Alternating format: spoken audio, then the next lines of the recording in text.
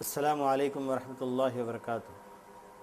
ان الحمد للہ نحمده ونستعینه ونستغفره ونؤمن به ونتوکل علیہ ونعوذ باللہ من شرور انفسنا ومن سیئات اعمالنا من يهده الله فلا مضل له ومن يضلل فلا هادي له واشهد ان لا اله الا الله واشهد ان محمدا عبده ورسوله ارسله الله تعالى بالحق بشيرا ونذيرا اما بعد فان خير الحديث كتاب الله وخير الهدي هدي محمد صلى الله عليه وسلم وشر الأمور محدثاتها وكل محدثة بدعة وكل بدعة ضلالة وكل ضلالة في النار فأعوذ بالله من الشيطان الرجيم بسم الله الرحمن الرحيم قل هو الله أحد الله الصمد لم يلد ولم يولد ولم يكن له كفوا أحد۔ محترم سامعین اور مشاہدین، آج آپ کے سامنے عقیدہ اور اس کے اصول کا درس لے کر میں حاضر ہوا ہوں۔ ایسے عقیدے پر بے شمار کتابیں لکھی گئی ہیں۔ عقیدے پر جتنی کتابیں لکھی گئی ہیں وہ تمام کتابیں ہر مذہب اور ہر فرقہ اپنے اپنے فکر کے مطابق لکھتا ہے، اور اکثر کتابیں تو جو عقیدے پر لکھی گئی ہیں ان کو علم کلام کی کتابیں کہا جاتا ہے۔ بڑی بڑی فلسفیانہ بحثیں ہوتی ہیں جس کے اندر ایسے لگتا ہے کہ گویا عقیدے کی کتاب نہیں پڑھ رہی ہیں، آپ گویا کہ فلسفے کی کتاب پڑھ رہے ہیں۔ یہ منہج خلف والوں کی اشاعرہ اور ماتریدیہ اور معتزلہ اور معطلہ جہمیہ وغیرہ کی کتابیں ہوتی ہیں، لیکن اہل سنت والجماعت نے بھی بڑی بڑی کتابیں لکھی۔ ان کتابوں میں جیسے السنہ للالکائی، اور اسی طریقے سے السنہ لابن ابی عاصم، الشریعہ للآجری، الشریعہ للامام احمد بن حنبل، اور اسی طریقے سے عقید تحاویہ اور عقید واسطیہ، اس طرح کی بے شمار کتابیں عقائد کے اوپر لکھی گئی، اور بڑی بڑی مجلدیں بھی اس باب میں لکھی گئی ہیں۔ اور عام طور پر عقیدے کی بحث کو بہت ہی مشکل بحث شمار کیا جاتا ہے، اور بڑی مشکل سے سمجھنے آنے والی بحث شمار کیا جاتا ہے، لیکن ایسے ان حالات میں میں نے اپنے لیے جو طرز اختیار کیا ہے جو عوام کے لیے بہت ہی آسان ہے۔ عقیدے کی جو اساسی چیزیں ہیں، عقیدے کے جو اصول ہیں، ان کو بڑی آسانی کے ساتھ ہم لوگوں تک پہنچا سکتے ہیں۔ اس کا ایک طریقہ بورڈ کے اوپر ایک ورکشاپ کے طور پر پیش کر کے لوگوں کو سمجھانا ہے۔ چنانچہ آئیے آپ کے سامنے اس طرح کا ایک ورکشاپ جو عقیدہ اور اس کے اصول پر پیش کیا جا رہا ہے۔ سب سے پہلے جیسا کہ آپ اور ہم جانتے ہیں، لفظ عقیدہ کیا ہے؟ لفظ عقیدہ عقد یعقد سے نکلا ہوا ہے۔ عقد یعقد عقدن و عقدتن، کہ عربی میں اس کے معنی ہیں گرہ ڈالنا۔ آخر عقیدے کو عقیدہ کیوں کہا گیا؟ یعنی گرہ ہے، گرے سے عقیدے کا کیا تعلق ہے؟ تو اس بارے میں یہ بتایا جاتا ہے، بلکہ یہ بتانا ضروری ہے کہ عقیدہ اور عمل، عقیدہ اور شریعت، عقیدہ اور احکام، یعنی جتنے بھی اللہ تبارک تعالیٰ نے ہمیں احکام نازل فرمائے ہیں ان کو دو حصوں میں تقسیم کیا جاتا ہے۔ ایک عقیدہ ہوتا ہے، ایک احکام، یعنی اعمال اور عقائد، یعنی تقسیم کیا جاتا ہے اعمال اور عقائد۔ اعمال کا دار و مدار عقیدے پر ہے۔ عقیدے کو اعمال سے جوڑا گیا، اور عقیدے کو عقیدہ اس لیے کہا گیا کہ اعمال آپ جتنے بھی کر لیں، عقیدے کے ذریعے اس کو گرہ ڈال کر یا گرہ باندھ کر اگر اس کو آگے بڑھائیں گے تو یہ تمام اعمال آگے پہنچ سکتے ہیں، ورنہ یہیں پر ضائع ہو سکتے ہیں۔ ایک مثال دے کر میں آپ کو سمجھاؤں۔ آپ کے سامنے یہ رومال بچھا ہوا ہے، اس کے اندر آپ کئی قسم کے موتی اس کے اندر آپ رکھ دیں، بہت سے موتی یہاں پر رکھے گئے ہیں، اور اگر اس رومال کے اندر ڈالے ہوئے تمام موتیوں کو اگر آپ اپنے لیے خاص کرنا چاہتے ہیں تو اس کے لیے کیا کرنا پڑے گا؟ اس طریقے سے گرہ ڈال کے آپ اس کو اٹھانا پڑے گا۔ تو یہ تمام موتی آپ کے پاس آ گئے۔ اس کے بجائے اس گرہ کے بغیر آپ اگر رومال کو اس طریقے سے کھینچ دیں تو سارے کے سارے موتی گر گئے۔ بالکل اسی طریقے سے وَقَدِمْنَا إِلَى مَا عَمِلُوا فَجَعَلْنَاهُ هَبَاءً مَنْثُورًا، عقیدے کے بغیر جتنے بھی نیک کام کیے جاتے ہیں ان کے بارے میں اللہ تبارک تعالیٰ قرآن مجید میں ارشاد فرماتا ہے، ہم ان کے اعمال کی طرف آگے بڑھتے ہیں اور ان کے اعمال کو بیکار کر کے چھوڑ دیتے ہیں۔ تو عقیدے کے ذریعے آپ کے سارے اعمال جو اچھے اعمال ہیں ان تمام کو گرہ ڈالا جاتا ہے اور اس کو مضبوط کیا جاتا ہے، اور یہ تمام چیزیں اللہ تبارک تعالیٰ کے پاس مقبول ہو جاتی ہیں۔ عقیدے کے بغیر آپ کے سارے اعمال ضائع ہو جاتے ہیں، اسی لیے عقیدے کو عقیدہ کہا گیا۔ اب آئیے عقیدے کی چھوٹی سی تشریح کے بعد عقیدے کا سب سے پہلا باب کلمہ طیب لا الہ الا اللہ، لا الہ الا اللہ سے، محمد رسول اللہ سے ہماری بات شروع ہوتی ہے۔ اس کلمے کو جو لا الہ الا اللہ محمد رسول اللہ کا ایک نام ہے کلمہ اسلام، اور دوسرا نام ہے اس کا کلمہ شہادت۔ کلمہ اسلام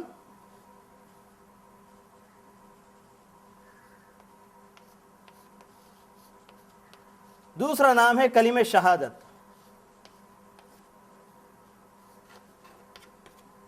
کلمہ اسلام اس لیے کہا گیا کہ اسلام کا ایک ہی کلمہ ہے جس کے ذریعے انسان اسلام کے اندر داخل ہوتا ہے، یا یوں سمجھیے کہ اسلام کا یہ پہلا دروازہ ہے، بلکہ باب رئیسی ہے، بڑا دروازہ ہے جس کے ذریعے انسان اسلام کے اندر داخل ہوتا ہے۔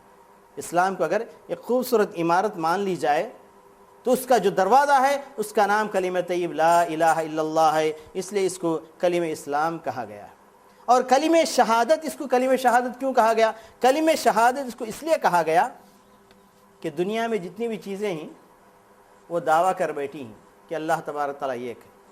فی کل شیء آیۃ تدل علی انہ واحد، دنیا میں جتنی بھی چیزیں پائی جاتی ہیں ہر چیز سے پوچھ کر دیکھیے، اگر اس کو کہا جائے کہ تمہارا معبود کون ہے تو فوراً پکار اٹھیں گی کہ وہ اللہ تبارک تعالیٰ ہے، وہ ایک ہے۔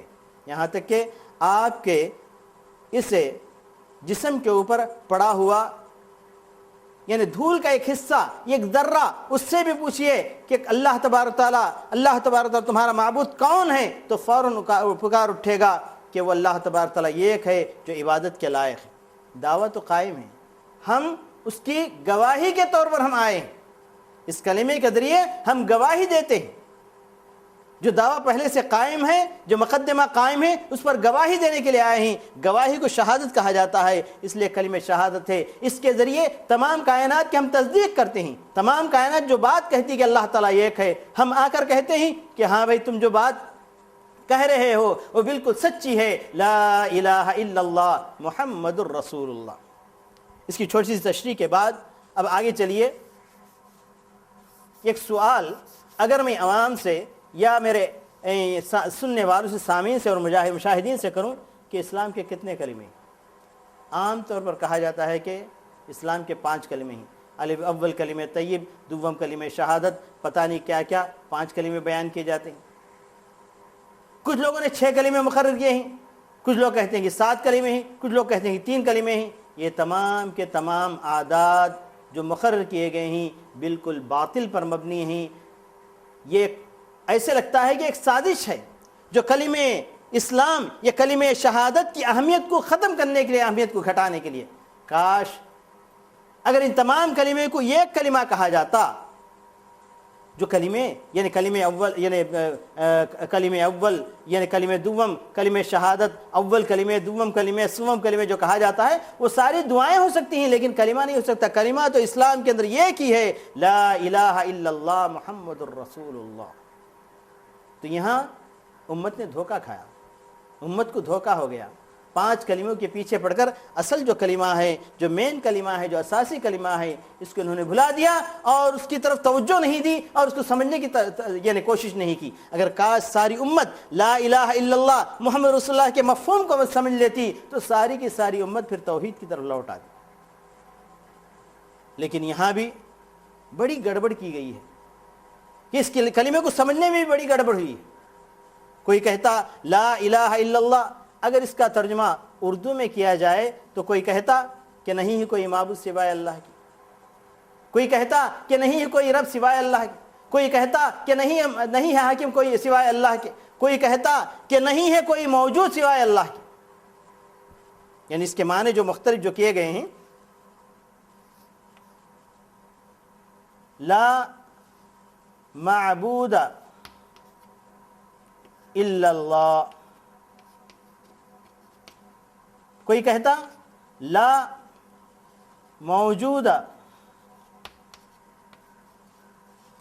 بحق الا اللہ،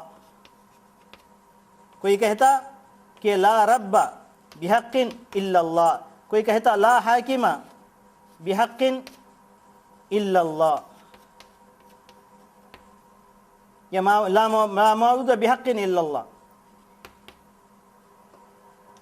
یہ مختلف معنی ہیں، مختلف فرقوں نے اس کو اختیار کیے. اس معنی کو ایسے رہنے دیجئے، ہم یہ دوسرے تیسرے چوتھے معنی کی طرف ہم پر ذرا سا غور کریں گے. لا موجود بحق، یہ صوفیوں کا نعرہ ہے. وہ کہتے ہیں کہ پورا وجود ایک ہے، ساری کائنات کا وجود ایک ہے، بلکہ اللہ کا وجود اور کائنات کا وجود ایک ہی ہے. اللہ اور کائنات، اللہ اور مخلوق الگ نہیں ہیں.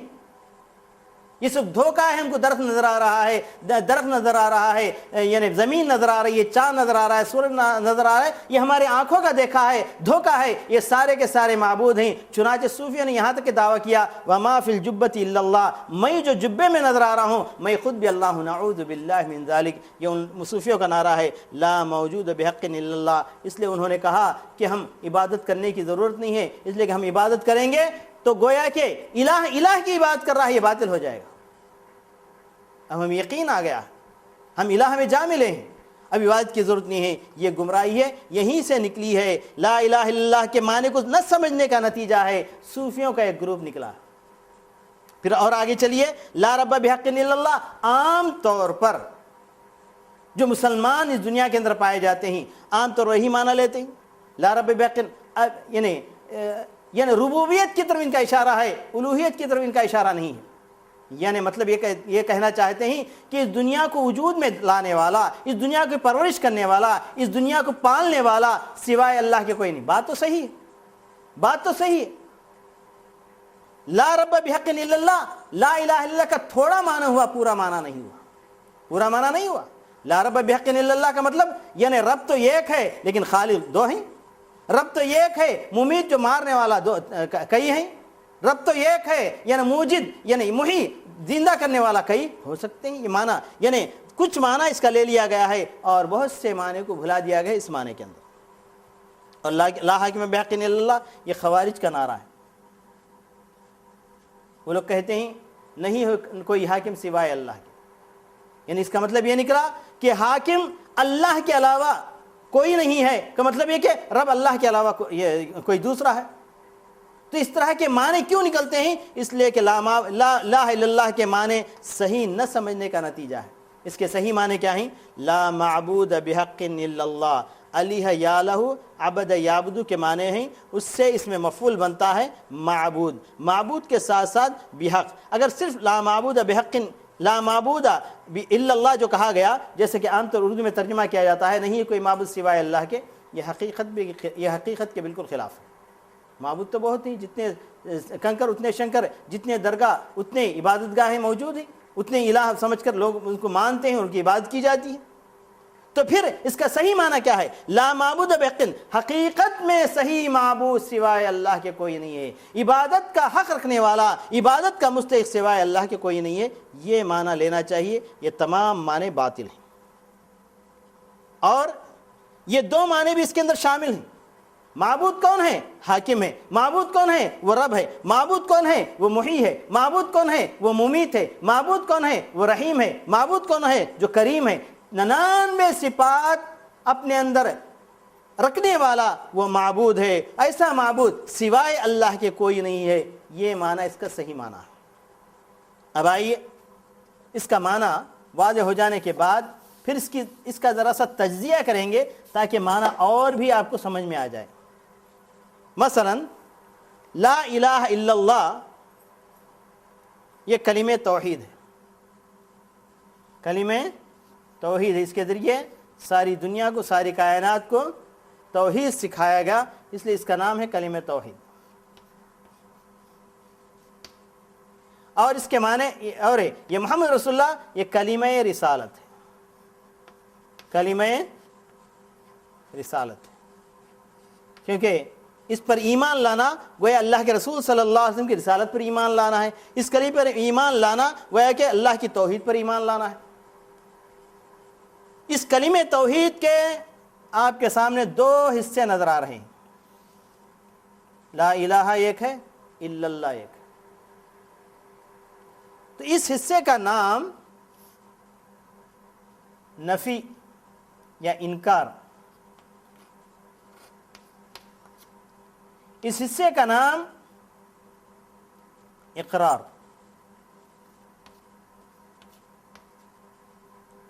کس چیز کی نفی ہے اور کس چیز کا اقرار ہے؟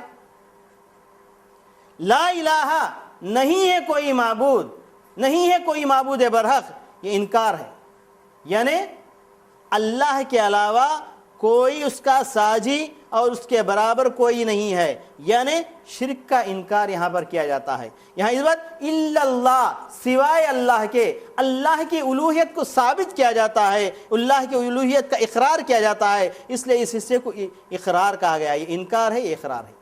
یہ انکار شرک، اس بات توحید، یعنی یہ ہے توحید کو سمجھانے کا انداز جو اللہ تبارک تعالیٰ نے قرآن مجید کے اندر جا بجا اختیار کیا ہے۔ فَمَن يَكْفُرْ بِالطَّاغُوتِ وَيُؤْمِن بِاللَّهِ فَقَدِ اسْتَمْسَكَ بِالْعُرْوَةِ الْوُثْقَىٰ لَا انفِصَامَ لَهَا وَاللَّهُ سَمِيعٌ عَلِيمٌ، جیسا کہ اللہ تعالیٰ سورہ بقرہ کے اندر ارشاد فرمایا وَمَن يَكْفُرْ بِالطَّاغُوتِ، جو شخص طاغوت کا انکار کرتا ہے، معبودان باطلہ کا انکار کرتا ہے، یعنی شرک کا انکار کرتا ہے، وَيُؤْمِن بِاللَّهِ، اور اللہ پر ایمان رکھتا ہے، یعنی توحید کا اقرار کرتا ہے، فَقَدِ اسْتَمْسَكَ بِالْعُرْوَةِ الْوُثْقَىٰ، اس نے مضبوط کڑی تھام لی، اس کے لیے کوئی ٹوٹ نہیں ہے، کبھی بھی وہ ٹوٹنے والا نہیں۔ تو مطلب یہ نکلا، پہلے تخلیہ ہے، اس کے بعد تحلیہ ہے۔ تخلیہ کا مطلب، یہ آپ کے پاس ایک گلاس ہے، گلاس کے اندر آپ دودھ کی حفاظت چاہتے ہیں تو پہلے کیا کرنا پڑے گا؟ اس گلاس کو پورے طور پر صاف کرنا پڑے گا۔ اس کے اندر ذرا بھی کوئی کھٹاس اس کے اندر پڑی ہے، کوئی اور چیز اس کے اندر پڑی ہے، پورا دودھ خراب ہو جائے گا۔ بالکل اسی طریقے سے اگر اپنے دل کے اندر توحید اگر کوئی بٹھانا چاہتا ہے، اپنے دل کو شرک کے تمام شائبات سے اس کو پاک کرنا پڑے گا۔ جس طریقے سے پہلے تخلیہ یعنی خالی کرو، اس کے بعد تحلیہ، اس کے اندر جو چیز بھرنا ہے بھرو، تب یہ چیز اس کے اندر محفوظ رہ سکتی ہے۔ یعنی دودھ بھرنے سے پہلے یعنی گلاس کو خالی کر دو، صاف کر دو۔ بالکل اسی طریقے سے یہ انکار ہے۔ انکار کا مطلب یہ کہ پہلے تخلیہ کر دو، شرک کے شائبات سے اپنے دل اور ذہن کو پاک کر دو، اس کے بعد اللہ کی توحید کو اس کے اندر معمور کر دو۔ جب آپ توحید کے اوپر قائم ہیں، آدمی بھلے ہی اللہ کی عبادت کرے، بھلے ہی اللہ کو مان لے، سب کچھ کر لے، اگر وہ شرک سے اس کا تعلق اپنا جوڑا ہے تو وہ کبھی بھی مومن ہو نہیں سکتا۔ تو اس لیے انکار شرک لازم ہے اس اقرار توحید سے پہلے۔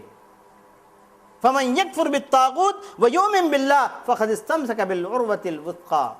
عام طور پر کہا جاتا ہے کہ اگر آپ اولیاء اللہ کا انکار کریں گے، ان کی عبادت کا انکار کریں گے، درگاہوں کی عبادت کا انکار کریں گے، تعویذات کا انکار کریں گے، لوگوں کے اندر اختلافات پیدا ہو جائیں گے۔ اس کو ویسا رہنے دو، توحید کی دعوت دیتے رہو، آہستہ آہستہ وہ توحید کی طرف آ جائیں گے۔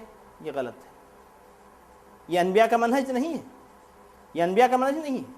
وَمَا أَرْسَلْنَا مِن رَسُولٍ إِلَّا نُوحِي إِلَيْهِ أَنَّهُ لَا إِلَٰهَ إِلَّا اللَّهُ وَلَقَدْ بَعَثْنَا فِي كُلِّ أُمَّةٍ رَسُولًا أَنِ اعْبُدُوا اللَّهَ وَاجْتَنِبُوا الطَّاغُوتَ۔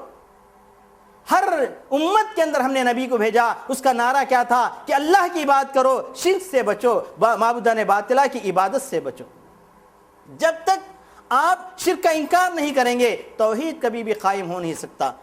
تو اب ہمیں یہ لازم آ گیا، ہمارے اوپر یہ ضروری ہو گیا کہ شرک کیا ہے معلوم کر لیں، کیونکہ آدمی کو جس چیز کا علم نہیں ہے اس چیز سے کیسے بچے گا؟ تو شرک کس چیز کو کہا جائے گا؟ اگر آپ سے اگر پوچھا جائے شرک کس چیز کا نام ہے، لوگ مختلف قسم کی اس کی تشریحات کرتے ہیں۔ یہ ایک مختصر اور واضح اور جامع تشریح میں اپنے آپ کے سامنے رکھنا چاہتا ہوں۔ عربی کی عبارت ہے صرف نوع من انواع العبادہ لغیر اللہ۔ شرک کس کو کہتے ہیں؟ صرف نوع من انواع العبادہ لغیر اللہ۔ عبادت کے قسموں میں سے، عبادت کی قسموں میں سے کسی بھی قسم کو اللہ کے علاوہ کسی اور کے لیے کر لیا جائے تو یہی شرک ہے۔ عام طور اس بات کو لوگ نہیں سمجھتے، کہتے ہیں کہ کیا میں تعویذ لٹکا رہا ہوں تو کیا اس کا مطلب یہ کہ میں تعویذ کی پوجا کر رہا ہوں؟ اگر میں درگاہ کے سامنے، درگاہ کے اوپر میں چادر چڑھا رہا ہوں، کیا میں درگاہ کی عبادت کر رہا ہوں؟ میں تو اس کی تعظیم کر رہا ہوں، تعویذ گلے میں لٹکا رہا ہوں، اس سے شرک کیسے لازم آتا ہے؟ تو ہم کہیں گے صرف نوع من انواع العبادہ، عبادت کی ایک قسم نظر و نیاز بھی ہے، عبادت کی ایک قسم بھروسہ بھی ہے، اعتماد بھی ہے، عبادت کی ایک قسم طواف کرنا بھی ہے، عبادت کی ایک قسم دعائیں منتیں مانگنا بھی ہے، عبادت کی ایک قسم یعنی یہ توکل کرنا ہے، عبادت کی ایک قسم سجدہ بھی ہے، عبادت کی ایک قسم رکوع بھی ہے۔ ان تمام عبادتیں، چاہے وہ ذہنی عبادتیں ہو، اعتقادی باتیں ہو، چاہے زبانی باتیں ہو، چاہے اپنے اعمال جوارح کے ذریعے جو عبادت کی جاتی ہے، یہ ساری عبادتیں مختلف اقسام ہیں، ان میں سے کوئی بھی قسم اللہ کے علاوہ کسی اور کے لیے کر دیا گیا تو وہی شرک ہے۔ صرف نوع من انواع العبادہ لغیر اللہ بہا۔ ہاں، علماء اکرام نے شرک کی دو قسمیں بتائی، شرک اکبر، شرک اصغر، دونوں بھی حرام ہیں۔ شرک اصغر وسیلہ ہوتا ہے شرک اکبر تک پہنچانے کا۔ شرک اکبر اور شرک اصغر میں فرق کیا ہے؟ شرک اکبر، شرک اصغر دونوں بھی شرک ہیں، لیکن نتیجے کے اعتبار سے دونوں میں فرق ہے، نتیجے کے اعتبار سے دونوں میں فرق ہے۔ اللہ تبارک و تعالیٰ نے قرآن مجید میں ارشاد فرمایا سورہ زمر میں، فرمایا کہ لئن اشرکت لیحبطن عملک ولتکونن من الخاسرین۔ اے محمد صلی اللہ علیہ وسلم، تم نے شرک کیا، تمہارے سارے اعمال برباد ہو گئے، تم ہلاکت پانے والوں میں سے ہو گئے۔ تو شرک کرنے سے اعمال ضائع ہوتے ہیں، لیکن شرک اکبر کرنے سے پورے اعمال ضائع ہوتے ہیں، پورے اعمال ضائع ہو جائیں گے۔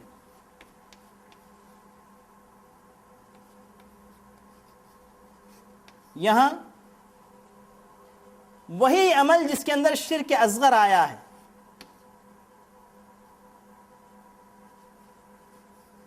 وہ کیسے؟ پہلے شرک اصغر کی بھی تعریف ہو جائے، شرک اکبر کی تو میں نے تعریف کر دی، صرف نوع من انواع العبادہ غیر اللہ، لیکن شرک اصغر کی تعریف، شرک اصغر کس کو کہا جائے گا؟ پیارے نبی صلی اللہ علیہ وسلم نے ارشاد فرمایا، ان اخوف ما اخاف علیکم الشرک الاصغر۔ قالوا ما هو الشرك الاصغر یا رسول اللہ؟ قال السمعۃ والریا۔ پیارے نبی صلی اللہ علیہ وسلم نے ارشاد فرمایا، میں امت کے اوپر جس چیز سے میں بہت زیادہ ڈرتا ہوں وہ شرک اصغر ہے۔ صحابہ نے پوچھا یا رسول اللہ شرک اصغر کیا ہے، وہ کون سی بلا ہے؟ تو نبی کریم صلی اللہ علیہ وسلم نے ارشاد فرمایا، شرک اصغر یعنی ریا ہے، نمود ہے، دکھاوے کے لیے کوئی نیک عمل کرنا ہے، اس کو شرک اصغر کہا جائے گا۔ اور یہ شرک اصغر کیسے بنا؟ شرک اصغر اس طریقے سے بنا کہ بندہ جب مثلا صدقہ اور خیرات دیتا ہے اور دل میں یہ چاہتا ہے کہ لوگ اسے بڑا دینے والا کہیں، ایک تو صدقہ اور خیرات اللہ کے لیے دے رہا ہے، اور چونکہ دل کے اندر جو اس کا جذبہ کار فرما ہے کہ لوگ مجھے دیکھیں تو مجھے بڑا کہیں، تو گویا لوگوں کو بھی یا اپنے نفس کو بھی اس کے اندر شریک ٹھہرا دیا، یعنی اللہ کی عبادت کے ساتھ اپنے نفس کی بھی عبادت کر رہا ہے، گویا اللہ کے ساتھ اپنے نفس کو شریک ٹھہرا دیا، اس لیے یہ شرک بن گیا۔ یہ شرک اصغر ہے، اس سے بچنا بہت مشکل ہے، اور اس کی سزا بھی بڑی یعنی سنگین ہے، جیسے کہ نبی کریم صلی اللہ علیہ وسلم کا ارشاد ہے۔ حضرت ابو ہریرہ رضی اللہ تعالیٰ عنہ فرماتے ہیں کہ اللہ کے رسول صلی اللہ علیہ وسلم نے کہا، ان اول ما اشل بہ النار ہم ثلاث۔ قیامت کے دن جو سب سے پہلے جہنم کی آگ کو مشتعل کیا جائے گا تو تین قسم کے اشخاص ہوں گے۔ ایک شخص وہ جو دکھاوے کے لیے یعنی صدقہ و خیرات کیا، ایک دوسرا وہ شخص دکھاوے کے لیے علم سیکھا اور پھیلایا، اور تیسرا شخص وہ دکھاوے کے لیے اس نے جہاد کیا اور لڑا اور مارا گیا، یا دکھاوے کے لیے غازی کہلانے کے لیے جنگ کے اندر شریک ہوا۔ تو بہرحال کہنے کا مطلب یہ ہے کہ شرک اصغر کی بہت سی قسمیں ہیں، اس کے اندر ایک قسم یہ ہے کہ آدمی کا یعنی دکھاوے کے لیے کچھ کرنا، اور ایک قسم قسم کھانا، غیر اللہ کی قسم کھانا، اللہ کے علاوہ کسی اور کی قسم کھانا، باپ کی قسم، ماں کی قسم، یہ بھی شرک اصغر میں سے۔ جیسا کہ ایک مرتبہ نبی کریم صلی اللہ علیہ وسلم نے دیکھا کہ حضرت عمر رضی اللہ تعالیٰ اپنے باپ کی قسم کھاتے ہیں، تو نبی کریم صلی اللہ علیہ وسلم نے بلا کر کہا کہ دیکھو مسلمانوں، اس کے سامنے اعلان کیا، من کان یرید ان یقسم باللہ، جس شخص کو قسم کھانی ہے وہ کس کی قسم کھائے؟ صرف اللہ کی قسم کھائے، اللہ کے علاوہ کسی اور کی قسم نہ کھائیں، اور جو شخص اللہ کے علاوہ کسی اور کی قسم کھاتا ہے وہ مشرک بن جاتا ہے۔ اور اسی طریقے سے یہ کہنا کہ آپ کے اللہ کے چاہنے اور آپ کے چاہنے سے کام ہو جائے گا، یہ بھی اللہ کے ساتھ آپ کی مشیت کو شریک کرنا ہوا، یہ بھی شرک اصغر ہو گیا۔ آپ کو کہنا یہ چاہیے کہ اللہ اگر چاہے پھر اس کے بعد آپ چاہے تو یعنی یہ کام ہو جائے گا، یہ کہنا ٹھیک ہے۔ اور اسی طریقے سے شرک اصغر کے اندر یہ بات بھی شامل ہوتی ہے کہ میں فلاں ڈاکٹر کے پاس گیا، میں اچھا ہو گیا۔ آپ کو تو کہنا یہ چاہیے کہ میں فلاں ڈاکٹر کے پاس گیا لیکن اللہ کے فضل سے میں اچھا ہو گیا، تب آپ شرک سے بچ سکیں گے۔ بہرحال انسان کی زندگی میں شرک ایسے ایسے راستے سے آتا ہے جہاں سے آدمی کو کچھ پتہ بھی نہیں چلتا، بلکہ کالی رات میں کالے پتھر کے نیچے کالی چونٹی رینگ کر جیسے جب آتی ہے تو پتہ نہیں چلتا، ویسے انسان کی زندگی کے اندر شرک آتا ہے۔ تو صحابہ نے پوچھا یا رسول اللہ ایسے شرک سے ہم کیسے بچیں؟ تو نبی کریم صلی اللہ علیہ وسلم نے دعا سکھائی، اللہم انی اعوذ بک من ان اشرک فیما اعلم و استغفرک فیما لا اعلم۔ اے اللہ میں اس شرک سے پناہ میں آتا ہوں جو شرک میں جان بوجھ کر کروں، اے اللہ اس شرک سے میں مغفرت چاہتا ہوں میرے انجانے میں جو شرک ہو جائے۔ تو بہرحال شرک کی تمام قسمیں ہی، اور اس کی اور وضاحت کے لیے یہ ایک مثال، کبھی شرک اصغر شرک اکبر بھی بن جا سکتا ہے۔ مثال کے طور پر تعویذ ہے، آدمی اپنے گلے میں تعویذ لٹکاتا ہے، اور نبی کریم صلی اللہ علیہ وسلم کی حدیث ہے من علق تمیمۃ فقد اشرک، جس شخص نے تمیمہ یعنی تعویذ لٹکایا وہ شرک کیا۔ تو یہ شرک اصغر ہے یا اکبر ہے؟ تو کبھی اصغر بھی ہوتا ہے کبھی اکبر بھی ہو سکتا ہے۔ وہ کیسے؟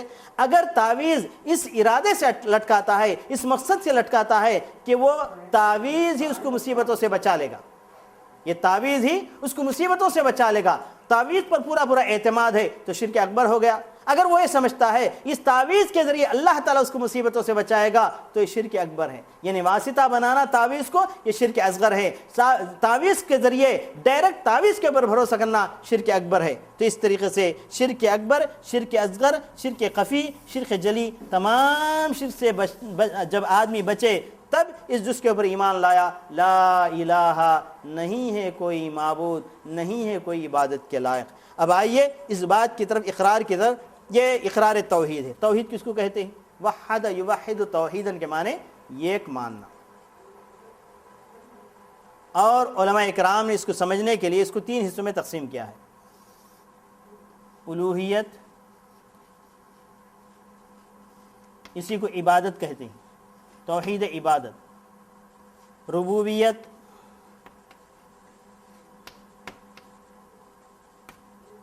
تیسری توحید ہے اسماء و صفات۔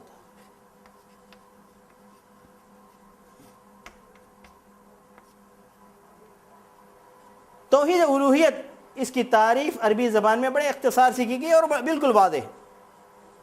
وہ کیسے؟ افراد اللہ فی افعال العباد، بندوں کے اپنے کاموں میں اللہ کو ایک ماننا۔ اسی کی طرف اشارہ کرتے ہیں اللہ تبارک نے ارشاد فرمایا قل ان صلاتی ونسکی ومحیای ومماتی للہ رب العالمین۔ اے محمد صلی اللہ علیہ وسلم کہہ دیجئے میری نماز، میری قربانیاں، میرا جینا اور مرنا سارے کا سارا اللہ کے لیے ہے۔ بندوں کے اپنے کاموں میں اللہ کو ایک ماننا، یعنی بندے جتنے بھی کام کرتے ہیں صرف اللہ کے لیے کرنا، کسی اور کے لیے نہیں کرنا، یہ توحید عبادت ہے، توحید عبادت۔ اور اس کے مقابلے میں توحید ربوبیت، افراد اللہ فی افعالہ و اعمالہ، اللہ کے اپنے کاموں میں اللہ کو ایک ماننا توحید ربوبیت ہے۔ اللہ کے اس کے اپنے کاموں میں اللہ کو ایک ماننا یہ توحید ربوبیت ہے۔ وہ کیسے؟ پیدا کرنے والا اللہ ہے، مارنے والا اللہ ہے، رزق دینے والا اللہ ہے، رات و دن لانے والا اللہ ہے، آسمان و زمین کو پیدا کرنے والا اللہ ہے، کرم کرنے والا اللہ ہے، بخشنے والا اللہ ہے، رحم کرنے والا اللہ ہے۔ یہ جتنے بھی کام ہیں سارے کے سارے اس کے اندر اللہ کا کوئی شریک نہیں ہے، اس کے ماننے کو توحید ربوبیت کہتے ہیں۔ اور یہ توحید ربوبیت انسانوں کے دلوں میں اللہ تعالیٰ نے بٹھا کر بھیجا ہے۔ کوئی مصیبت آتی ہے تو ایک ہندو بھی کہتا ہے کہ اوپر والا ہی مجھے بچانا ہے۔ یہ توحید انسانوں کے دلوں میں اللہ تعالیٰ نے بٹھائی ہے۔ اس توحید کے لیے رسول نہیں آئے، اللہ نے پہلے ہی سے انسان کی فطرت میں توحید بٹھا دی ہے۔ البتہ اس توحید کے لیے یعنی دنیا کے اندر اللہ تعالیٰ نے انبیاء کو بھیجا، کتابوں کو نازل کیا، لوگ تو اس توحید کو مان لیتے ہیں، پین النواڑو کاپاڑتاڑو، یہ ہر ہندو کہتا ہے اوپر رہنے والا ہمیں بچا لے گا۔ تو کفار مکہ بھی یہی کہتے تھے، وَلَئِن سَأَلْتَهُمْ مَنْ خَلَقَ السَّمَاوَاتِ وَالْأَرْضِ لَيَقُولُنَّ اللَّهُ، اگر ان سے کہا جائے کہ آسمان و زمین کو کس نے پیدا کیا ہے، کفار مکہ کہتے کہ کس نے پیدا کیا، اللہ نے پیدا کیا ہے۔ یہ توحید ربوبیت کفار مکہ کے پاس موجود تھی، توحید ربوبیت اس کو کہا جاتا ہے۔ اللہ تعالیٰ توحید ربوبیت کو دلیل بنا کر توحید الوہیت کی طرف بلاتا ہے، دیکھو تمہیں مارنے والا اللہ ہے، جلانے والا اللہ ہے، پالنے والا اللہ ہے، یعنی تمہیں سب کچھ دینے والا اللہ ہے، پناہ دینے والا اللہ ہے، بس اللہ کو چھوڑ کر تم کہاں جاتے ہو؟ تو یہ توحید ربوبیت ہے۔ تو اس کے بعد ایک اور توحید ہے، توحید اسماء و صفات، اللہ کی ذات اور صفات اور اس کے اسماء، مطلب یہ کہ اللہ تبارک تعالیٰ قرآن مجید کے اندر یا پیارے نبی صلی اللہ علیہ وسلم احادیث کے اندر اللہ تبارک تعالیٰ کے جو نام بتائے ہیں، جو صفات بتائے ہیں، من و عن، اللہ کے لیے بغیر کسی تعویل کے مان لینا، یہ توحید اسماء و صفات ہے۔ مثلا اللہ کے بارے میں کہا گیا وہ مستوی علی العرش ہے، اللہ کے بارے میں کہا گیا وہ ساری کائنات کے اوپر ہے، تو مان لینا کہ اللہ تبارک ساری کائنات کے اوپر ہے۔ اللہ تبارک تعالیٰ ساری کائنات سے الگ ہے، مان لینا کہ اللہ تبارک ساری کائنات سے الگ ہے، اور یہ مان لینا کہ اللہ تبارک تعالیٰ آسمانی دنیا پر آتا ہے، تو مطلب مان لینا کہ اللہ تبارک تعالیٰ آسمانی دنیا پر آتا ہے۔ قرآن یہ تو اس کے صفات یعنی فعلیہ ہیں، اور اس کے علاوہ صفات ذاتیہ ہیں۔ اللہ تعالیٰ اپنے بارے میں کہتا ہے کہ اس کے لیے ہاتھ ثابت کرتا ہے، مان لینا کہ اللہ کے لیے ہاتھ ہے، مگر وہ کیسا ہے ہمیں معلوم نہیں۔ جب اللہ تبارک تعالیٰ اپنے لیے ثابت کر رہا ہے کہ اس کے لیے پنڈلی ہے، مان لینا کہ اللہ کے لیے پنڈلی ہے، لیکن وہ کیسی ہے معلوم نہیں۔ اللہ تعالیٰ اپنی کتاب میں کہتا ہے کہ اس کے لیے چہرہ ہے، مان لینا کہ اللہ کے لیے چہرہ ہے، لیکن وہ کیسا ہے ہمیں معلوم نہیں، اس کی کیفیت اللہ کے حوالے کر دینا۔ اسی کو امام مالک رحمۃ اللہ نے کہا کہ الاستواء معلوم والکیف مجہول والسؤال عنہ بدعۃ والایمان بہ واجب۔ استواء علی العرش یہ معلوم ہے، یہ کسی سے پوشیدہ نہیں ہے، اس پر ایمان رکھنا واجب ہے، اس کی کیفیت مجہول ہے، اور اس کے اوپر ایمان رکھنا انسان کے لیے واجب ہے۔ تو یہ توحید اسماء و صفات ہے۔ توحید اسماء و صفات کو اگر مان لیا تو اللہ تعالیٰ کی حقیقت کو انسان سمجھ گیا اور اللہ تعالیٰ کی عظمت کو سمجھ گیا۔ اللہ کے رسول صلی اللہ تبارک تعالیٰ نے قرآن مجید میں اپنے بارے میں فرمایا ہے وما قدر اللہ قدرہ والارض جمیعا قبضتہ یوم القیامہ والسماوات مطویات بیمینہ سبحانہ وتعالی عما یشرکون۔ اللہ تبارک تعالیٰ ارشاد فرماتا ہے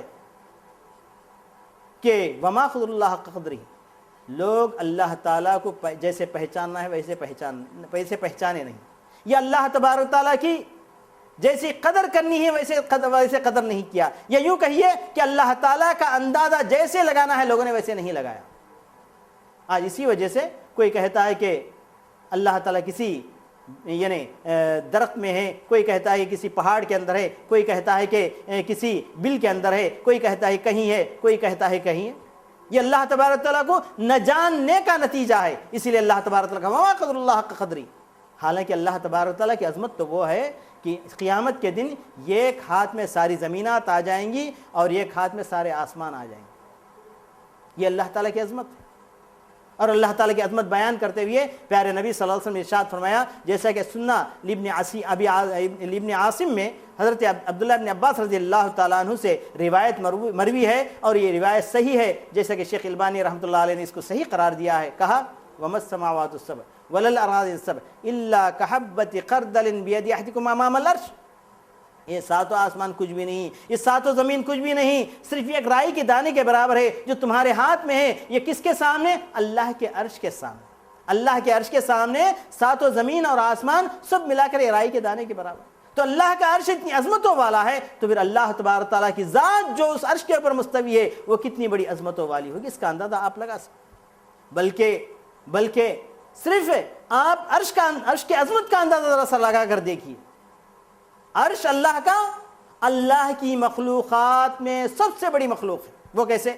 زمین ہے، علویات جیسے اوپر جائیں گے وسعتیں بڑھتی جائیں گی۔ یہ زمین ہے، زمین سے بڑا آسمان، پہلے آسمان سے بڑا دوسرا، تیسرا، چوتھا، بڑا، وسعتیں بڑھتی جا رہی ہیں۔ آسمانوں کے اوپر جنت ہے، جنت کا پہلا درجہ 7ویں آسمان سے بھی زیادہ وسعتوں والا ہے اور بڑا ہے، کشادہ ہے۔ پھر اس طریقے سے پہلا درجہ، دوسرا، تیسرا، چوتھا، پانچواں، جیسے 100 درجے ہو جائیں گے، 100واں درجہ سارے درجوں سے بھی زیادہ کشادہ اور بڑا ہے۔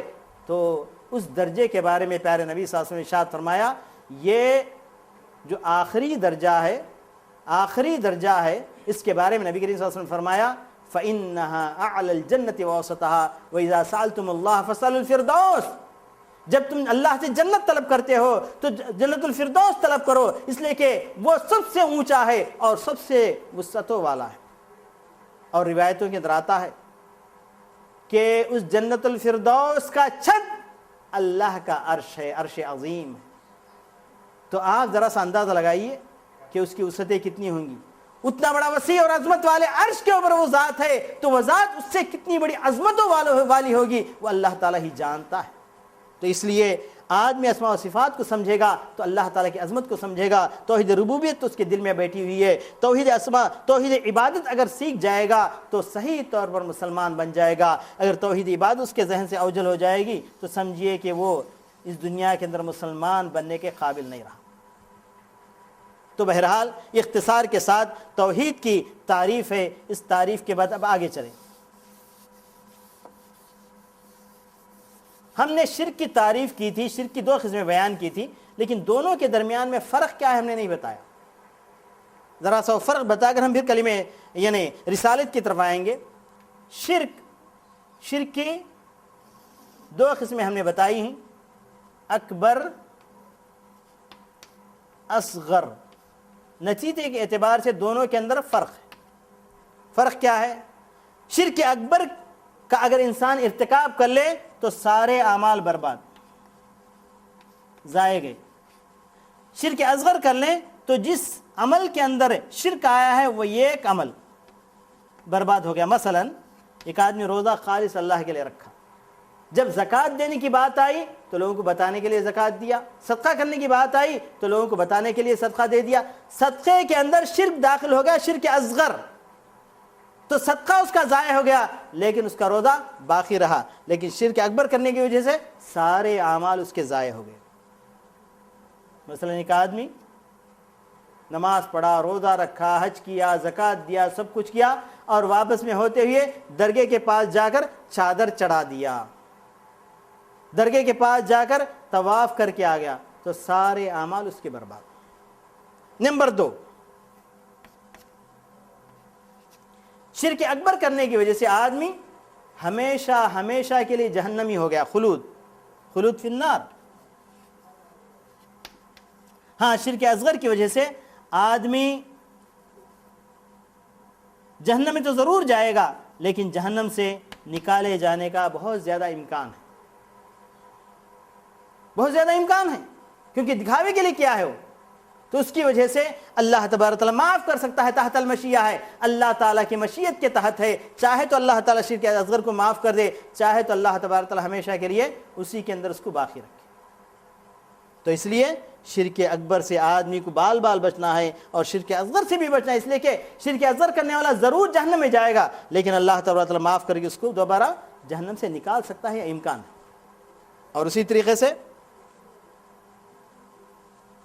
خارج الاسلام، شرک اکبر کرنے والا اسلام سے خارج ہو گیا، یا عدم الخروج۔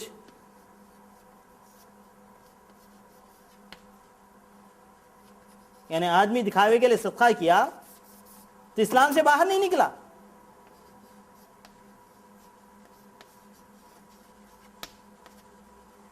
ہاں، اگر وہ جا کر خبر پستی شروع کر دیا، خبر کے سامنے جا کر خبر والے سے مانگنا شروع کر دیا تو ہمیشہ ہمیشہ کے لیے اسلام سے خارج ہو گیا۔ تو یہ نتائج کے اعتبار سے شرک اصغر کے اندر فروق ہیں، دونوں شرک، بلکہ اس کے علاوہ بھی جو شرک ہے، اللہ تعالیٰ سے دعا کریں کہ اللہ تبارک تعالیٰ ان تمام شرک سے بچائے۔ اللہم انا نعوذ بک من ان نشرک فیما نعلم ونستغفرک فیما لا نعلم۔ اب آئیے اس کے بعد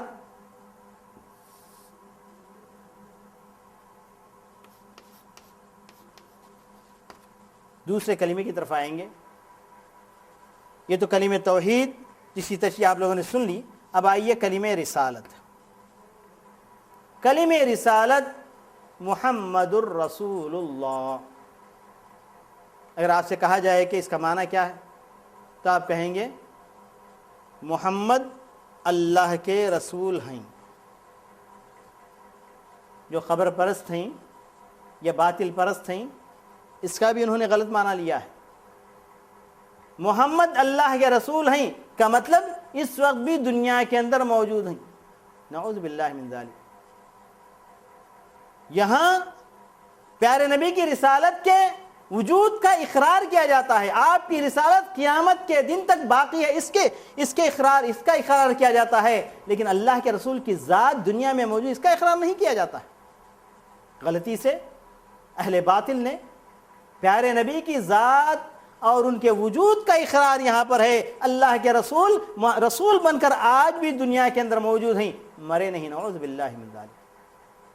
افإن مات او قتل انقلبتم علی اعقابکم، اللہ تعالیٰ نے قرآن مجید کے اندر اشارہ کیا ہے، وما محمد الا رسول قد خلت من قبلہ الرسل، اللہ کے رسول بھی ایک رسول، محمد بھی ایک رسول ہیں، اس سے پہلے بہت سے رسول آئے دنیا سے چلے گئے، ویسے پیارے نبی صلی اللہ علیہ وسلم اس دنیا کے اندر آئے دنیا سے چلے گئے، لیکن آپ کی رسالت قیامت کے دن تک باقی ہے، اور آپ کی رسالت نے تمام رسالتوں کو ختم کر دیا، اور آپ کی رسالت کے اندر خلود ہے، لیکن آپ کی ذات اور آپ کے وجود کے اندر خلود نہیں۔ اس بات کو پہلے سمجھنا چاہیے۔ سمجھنے کے بعد اب آگے بڑھیں۔ کلمہ رسالت کے چند تقاضے ہیں، ان کو پورا کرنے سے آدمی صحیح طور پر مسلمان بنے گا۔ ان تقاضوں میں سے ایک تقاضا یہ ہے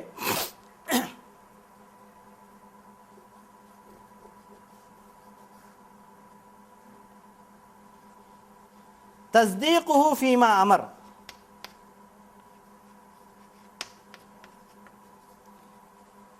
فیما اخبر، اللہ کے رسول صلی اللہ علیہ وسلم نے جتنی باتوں کی خبر دی ہے ان تمام باتوں کی تصدیق کرنا، سچا جاننا۔ ضوابط میں یہ بات گزر چکی ہے، اللہ کے رسول صلی اللہ علیہ وسلم نے قرآن کے ذریعے یا حدیث کے ذریعے جن جن باتوں کے بارے میں خبر دی ہے ان تمام کو سچا ماننا، ان تمام کو صحیح ماننا، ان تمام کو بالکل اٹل ماننا، یہ تو یعنی کلمہ رسالت کا ایک تقاضا ہے، کلمہ رسالت کا ہم سے مطالبہ ہے۔ آپ ضرور اس بات کو مانیں۔ نمبر 2، طاعتہ فیما امر۔ لیکن یہاں لوگ دھوکہ کھا جاتے ہیں، بلکہ لوگ غلطی کر جاتے ہیں۔ جب یقین نہ ہو پیارے نبی صلی اللہ علیہ وسلم کی باتوں پر تو کہتے ہیں کہ اللہ کے رسول نے تو یہ بات کہی ہے مگر اس دنیا کے اعتبار سے وہ برابر نہیں ہے، اللہ کے رسول نے تو یہ بات کہی ہے لیکن تاریخ کے خلاف جا رہی ہے، اللہ کے رسول نے تو یہ بات کہی ہے لیکن سائنس اس کے خلاف جا رہی۔ یہ کن لوگوں کی بات ہے؟ منہج خلف پر عمل کرنے والوں کی بات ہے۔ کہتے ہیں کہ اللہ کے رسول نے اگر کسی پانی کے اندر، کسی مشروب کے اندر مکھی گر جائے تو ایک پر سے گرتی ہے جس کے اندر بیماری ہوتی ہے، دوسرے پر بھی اس کے اندر ڈبا دو تاکہ تمہیں شفا مل جائے، اللہ کے رسول نے کہا ہے۔ لیکن ہماری طبیعت اس کو نہیں چاہتی ہے۔ کیا مطلب؟ آپ نے پیارے نبی صلی اللہ علیہ وسلم کی بات کی تصدیق نہیں کی۔ اللہ کے رسول نے کہا کہ دجال دنیا کے اندر موجود ہے، آپ کہتے ہیں کہ ہم نے پورے جغرافیہ کو دیکھ لیا، پوری دنیا کو گھوم کر دیکھ لیا، کہیں بھی دجال کا وجود نہیں۔ کیا مطلب؟ کیا کہنا چاہتے ہیں؟ اللہ کے رسول کی بات، خبر دی ہوئی بات غلط ہے؟ تو تصدیقہ فیما اخبر، یہ کلمہ رسالت کا تقاضا ہے، اس کو ماننا پڑے گا۔ نمبر 2، طاعتہ فیما امر،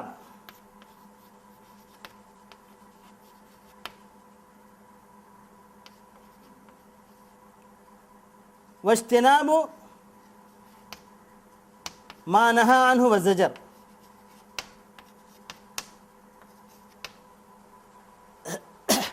چلیے اس کو تیسرا تقاضا دے دیں گے۔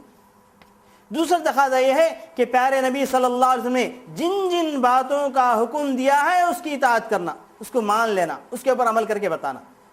یہ نہیں دیکھنا کہ اللہ کے رسول نے تو حکم دیا ہے لیکن دنیا کیا سمجھے گی، اللہ کے رسول نے حکم دیا ہے لیکن دنیا اس پر عمل کرنے سے کیا ہم کو کیا نام رکھے گی۔ اس کے بارے میں خوف زدہ ہونے کی ضرورت نہیں ہے۔ پیارے نبی نے کہا ہے کہ آپ کا پاجامہ ٹخنے سے اوپر ہو، ٹخنے سے اوپر ہونے چاہیے، ٹخنے سے نیچے نہیں۔ اللہ کے رسول نے کہا ہے عورتوں کو تم پردے میں رہو، پردے میں رہنا چاہیے، پردے سے باہر نہیں نکلنا چاہیے۔ تو اس طریقے سے تمام احکام کے اوپر آپ غور کرتے چلے جائیے۔ جو بھی حکم اللہ کے رسول صلی اللہ علیہ وسلم نے کیا، یہ نہیں دیکھنا کہ فرض ہے، سنت ہے، فلاں ہے، فلاں ہے، اللہ کے رسول کا حکم آ گیا ہے آمنا وصدقنا۔ اسی طریقے سے اجتناب ما نہی عنہ وزجر، پیارے نبی صلی اللہ علیہ وسلم نے جن جن چیزوں سے روکا ہے اس سے باز آ جانا ہے۔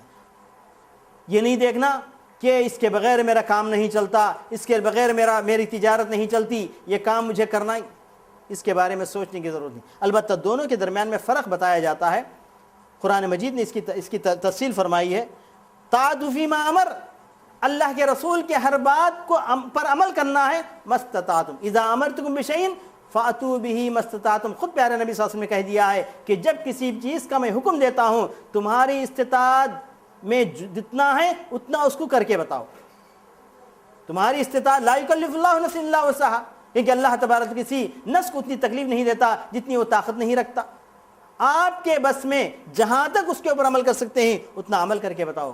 طاعت فیما امر، ہاں اجتنابنا اذا نہیتکم بشیء فانتہوا، یہ نہیں دیکھا جائے گا ہم اتنا ہی بچ سکتے ہیں، نہیں، پورے طور پر بچ جاؤ، یہ پیارے نبی صلی اللہ علیہ وسلم کا حکم ہے۔ اور چوتھا تقاضا اللہ یعبد اللہ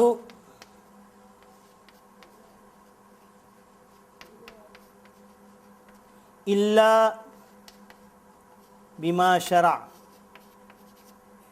اللہ تبارک تعالیٰ کی عبادت نہیں کی جائے مگر ویسے ہی کی جائے جیسے پیارے نبی صلی اللہ علیہ وسلم نے مقرر کیا ہے، چاہے قرآن کے ذریعے مقرر کیا ہو، چاہے حدیث کے ذریعے مقرر کیا ہو، دو بھی اللہ کا حکم ہے، پیارے نبی کی زبانی ہم نے سنا ہے تو اسی طریقے سے عبادت کی جائے۔ اگر آپ پیارے نبی صلی اللہ علیہ وسلم کی بتائی ہوئی بات پر عمل کرتے ہیں، آپ کے طریقے پر عمل کرتے ہیں، اسی کو سنت کہا جائے گا۔ اور آپ اللہ کے رسول کے بتائے ہوئے طریقے سے ہٹ جاتے ہیں تو اسی کو بدعت کہا جائے گا۔ مثال کے طور پر نماز کا پڑھنا ہے، پیارے نبی نے فرمایا صلو کما رأیتمونی اصلی، مجھے جیسے نماز پڑھتا ہوا دیکھو ویسے پڑھو۔ اس کے بجائے منمانی کی نماز آدمی شروع کر دے، اپنے طور پر ظہر کی 4 رکعتیں ہیں تو 5 رکعتیں پڑھ دے، روزانہ 5 وقت کی نماز فرض ہے تو 6 وقت کی نماز اپنے اوپر فرض کر لے، یا کہے کہ میرے اوپر 3 ہی وقت کی نماز فرض ہے، یا یوں سمجھیے کہ اذان کے اندر لا الہ الا اللہ سے بات ختم ہوتی ہے، ارے لا الہ الا اللہ کے بعد محمد رسول اللہ بھی ہے، چلو ہم اذان کے اندر محمد رسول اللہ بھی بڑھا لیں گے، تو یہ کیا ہوا؟ پیارے نبی کے طریقے سے ہٹنا ہوا، یہی بدعت ہے۔ سنت وہ ہے جو پیارے نبی صلی اللہ علیہ وسلم کے طریقے کے مطابق ساری چیزیں ہو، ان تمام کو سنت کہا جائے گا۔ آپ کے طریقے سے ہٹ جائے تو بدعت کہلائے گی۔ جس طریقے سے اللہ کی عبادت کی جائے تو وہ توحید ہے، اللہ کی عبادت سے ہٹ کر دوسروں کی عبادت کی جائے تو شرک ہے۔ اسی طریقے سے پیارے نبی صلی اللہ علیہ وسلم کی سنت کے مطابق کی جائے، یعنی طریقے کے مطابق کیا جائے تو وہ سنت ہے، پیارے نبی صلی اللہ علیہ وسلم کے طریقے سے ہٹ کر کیا جائے تو بدعت ہے۔ اور آئیے ذرا سنت اور بدعت کی بھی کچھ قسمیں آپ کے سامنے میں رکھوں۔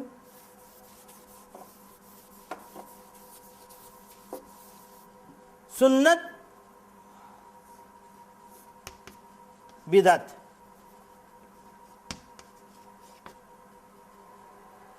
لفظ سنت اس کے کئی اطلاقات ہیں۔ اطلاقات کا مطلب لفظ سنت کہہ کر اس کے کئی مراد لیے جاتے ہیں، تمام چیزوں کو ہمیں سمجھنا ہے۔ سنت کبھی قرآن کے مقابلے میں آتا ہے، یہاں اس سے مراد سنت سے مراد حدیث رسول ہے، حدیث رسول ہے، یہ سنت ہے، نبی کی سنت ہے، یعنی نبی کی حدیث ہے، یہ قرآن ہے، یہ سنت ہے، قرآن و سنت کو ہم مانتے ہیں۔ یہاں پر سنت سے مراد کیا ہے؟ حدیث ہے۔ اور کبھی کبھی سنت فرض کے مقابلے میں استعمال کرتے ہیں۔ کیا مطلب؟ یہ عبادت جو ہم پر لازم کی گئی ہے فرض ہے، یہ عبادت جو ہم جس کا ہمیں حکم دیا گیا ہے یہ فرض نہیں، یہ سنت ہے۔ مثال کے طور پر ظہر کی 4 رکعتیں ہمارے لیے فرض ہیں، ان 4 رکعتوں کے بعد جو جماعت ہو جانے کے بعد جو 2 رکعت یا 4 رکعت پڑھتے ہیں وہ سنت ہے۔ اسی طریقے سے صلاۃ تہجد جو رات میں اٹھ کر نماز پڑھی جاتی ہے وہ سنت ہے، اور اس کے مقابلے میں 5 نمازیں یہ فرض ہے۔ اسی طریقے سے زکوٰۃ کا نکالنا یہ فرض ہے، عام صدقات کا نکالنا یہ سنت ہے۔ تو سنت کبھی فرض کے مقابلے میں بولی جاتی ہے، اس کو اچھی طریقے سے سمجھنا چاہیے، اور کبھی سنت بدعت کے مقابلے میں بولی جاتی ہے۔ یہاں کیا مراد ہے؟ یہاں فرض سے سنت سے مراد یہاں نفل عبادت،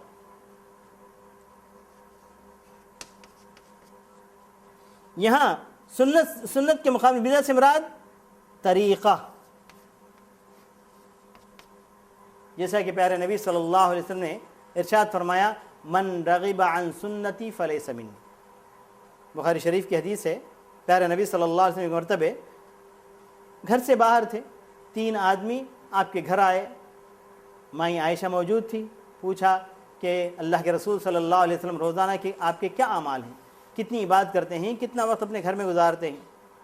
تو کہا، عائشہ نے نبی کریم صلی اللہ علیہ وسلم گھر میں آتے ہیں، گھر کے کام کاج کو دیکھتے ہیں، پھر نماز پڑھتے ہیں، کبھی سو جاتے ہیں، کبھی روزہ رکھتے ہیں، کبھی روزہ نہیں رکھتے۔ تو اس کو ان لوگوں نے کم سمجھ کر کہا۔ ایک شخص نے کہا کہ میں ہمیشہ روزے رکھوں گا، ایک نے کہا کہ میں راتوں میں ہمیشہ جگ کر عبادت کرتا رہوں گا، کسی نے کہا کہ میں گھر بار چھوڑ کر بیوی بچوں کو چھوڑ کر میں جنگل و بیابان میں چلا جاؤں گا، رہبانیت اختیار کروں گا۔ تو اس وقت نبی کریم صلی اللہ علیہ وسلم آئے اور تمام کو جمع کر کے کہا کہ دیکھو میں اللہ سے سب سے زیادہ ڈرنے والا ہوں، اللہ کو سب سے زیادہ پہچاننے والا ہوں، اس کے باوجود میں روزہ بھی رکھتا ہوں اور دن میں کھاتا بھی ہوں، راتوں میں تہجد بھی پڑھتا ہوں، کبھی سو بھی جاتا ہوں، اور میں نے شادی بیاہ کر کے رکھا ہے، گھر کے ساتھ بچوں کے ساتھ رہتا ہوں۔ فمن رغب عن سنتی، یہاں کہا نبی کریم صلی اللہ علیہ وسلم میرے اس طریقے سے جو شخص روگندرانی کرے، میرے اس طریقے کو چھوڑ دے تو وہ مجھ میں سے نہیں ہے۔ ہم کیا کرتے ہیں؟ النکاح من سنتی فمن رغب عن سنتی فلیس منی، وہاں کے ایک ٹکڑے کو لایا یہاں جوڑا، اور یہاں کے ٹکڑے کو لایا جوڑا، اور کہا کہ نکاح سنت ہے، اور اس سنت سے جو روگردانی کرے وہ یعنی اسلام سے خارج ہے۔ یہ الگ ٹکڑا ہے، یہ الگ ٹکڑا ہے۔ بہرحال کہنے کا مطلب یہ ہے کہ سنت کبھی قرآن کے مقابلے میں، کبھی فرض کے مقابلے میں، کبھی بدعت کے مقابلے میں استعمال ہوتا ہے۔ قرآن کے مقابلے میں استعمال ہوا تو وہاں حدیث سمجھا جائے گا، سنت کے مقابلے میں استعمال ہو تو فرض کہا جائے گا، اور یعنی فرض کے مقابلے میں اگر استعمال ہو تو نفل کہا جائے گا، اور سنت بدعت کے مقابلے میں استعمال ہو تو طریقہ کہا جائے گا۔ اور اسی طریقے سے بدعت کی بھی قسمیں ہیں، یہ بھی سمجھ کر جائیے آپ۔ بدعت عام طور پر لوگ بدعت کی 2 قسمیں بتاتے ہیں، غلط ہے، کہتے ہیں کہ بدعت حسنہ ہے، بدعت سیئہ ہے، یہ اچھی بدعت ہے، یہ بری بدعت ہے۔ عام طور پر کہتے ہیں یہ بالکل غلط ہے۔ بدعت نبی کریم صلی اللہ علیہ وسلم نے کیا کہا؟ کل بدعت ضلالہ وکل ضلالۃ فی النار، ہر بدعت گمراہی ہے، ہر بدعت ہر گمراہی ہے، اور ہر گمراہی جہنم میں جانے والی ہے۔ تو یہاں پر کل کہا، ساری بدعتیں گمراہی ہے، اس میں سے کوئی بدعت حسنہ نہیں۔ البتہ بدعت کے درجات ہیں، بدعتیں مکفرہ، بدعتیں مشرکہ، بدعتیں مفسقہ۔ کیا مطلب؟ بدعت مکفرہ کا مطلب وہ بدعت جو آدمی کو کافر بنا دیتی ہے، جیسے قدریہ کی بدعت ہے۔ کچھ لوگ تقدیر کا انکار کرتے ہیں، کہتے ہیں کہ تقدیر کوئی چیز نہیں ہے، انسان جو چاہے کر سکتا ہے، جو جس چیز سے چاہے بچ سکتا ہے، تقدیر کوئی چیز نہیں ہے۔ یہ منکرین بدعت، منکرین قدر ہیں، ان کو قدریہ کہا جائے۔ ایسی بدعت مکفرہ ہے، یعنی اسلام کے ارکان میں سے کسی رکن کا انکار کر دینا، اسلام کے ارکان میں سے کسی رکن کا انکار کر دینا، یہ بدعت مکفرہ ہے، آدمی کو کافر بنا دیتا ہے۔ اور ایک بدعت ہے اس سے ذری کم، بدعت مشرکہ، ہر وہ بدعت جو انسان کو مشرک بنا دیتی ہے وہ بدعت مشرکہ کہلائے گی۔ مثال کے طور پر کوئی شخص جاتا ہے قبر کے اوپر چادر چڑھاتا ہے، یہ ثواب سمجھ کے کرتا ہے، اور یہ کرتے ہوئے آدمی کیا ہوتا ہے؟ مشرک بن جاتا ہے۔ آدمی جاتا ہے قبر کے سامنے کھڑ کر قبر والے سے کچھ مانگتا ہے تو یہ کیا ہو گیا؟ مشرک ہو گیا۔ تو یہ بدعت ہے۔ یعنی اسلام، بدعت کے معنی کیا ہیں؟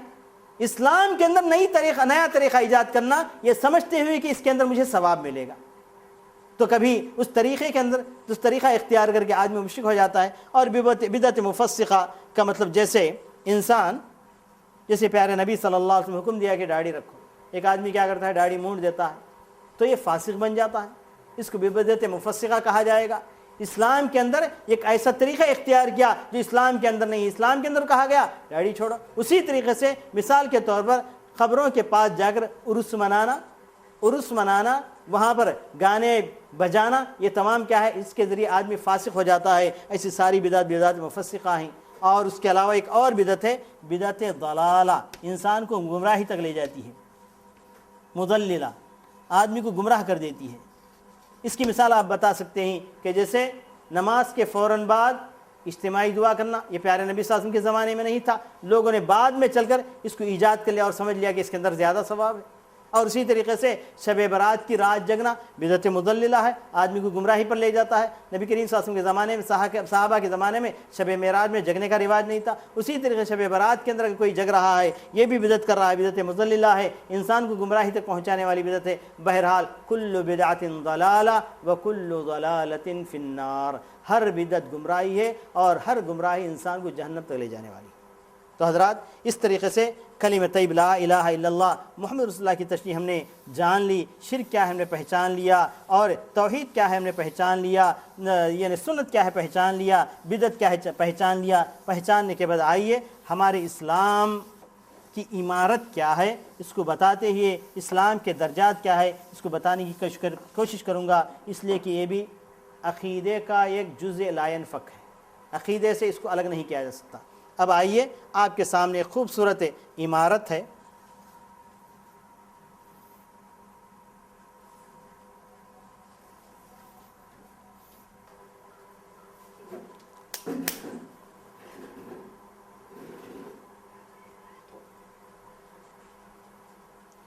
حضرات اب تک آپ نے کلمہ طیب لا الہ الا اللہ کی تشریح سنی ہے، جس کے اندر شرک کیا ہے، توحید کیا ہے، سنت کیا ہے، بدعت کیا ہے، اس کی کچھ تفصیلات، میں یہ نہیں کہتا کہ ساری تفصیلات آپ کے سامنے آئی ہیں، کچھ تفصیلات جو اصولی باتیں ہیں میں نے آپ کے سامنے رکھے ہیں۔ اور اس کے علاوہ ایک اور چیز باقی رہ گئی ہے، وہ ہے درجات اسلام، اور یہ عقیدے کا جزء لا ينفک ہے۔ اسلام، دین اسلام،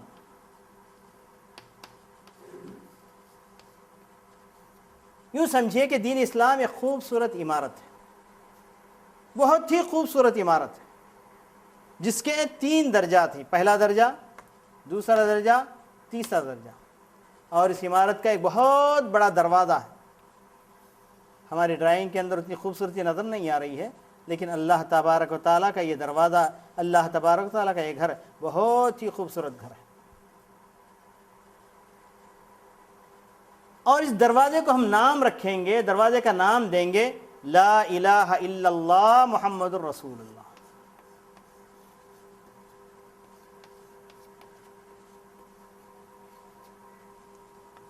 پہلا حصہ لا الہ الا اللہ، دوسرا پھاٹک اس کا ہے محمد الرسول اللہ۔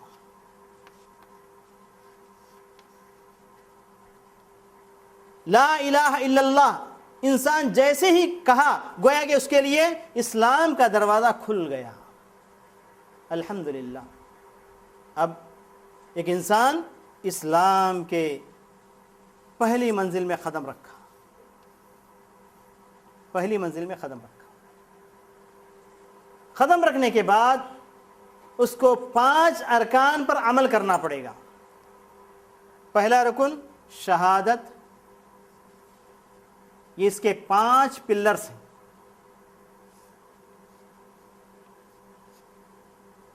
شہادت، روزہ، یا سمجھے کہ صلاح کہیے،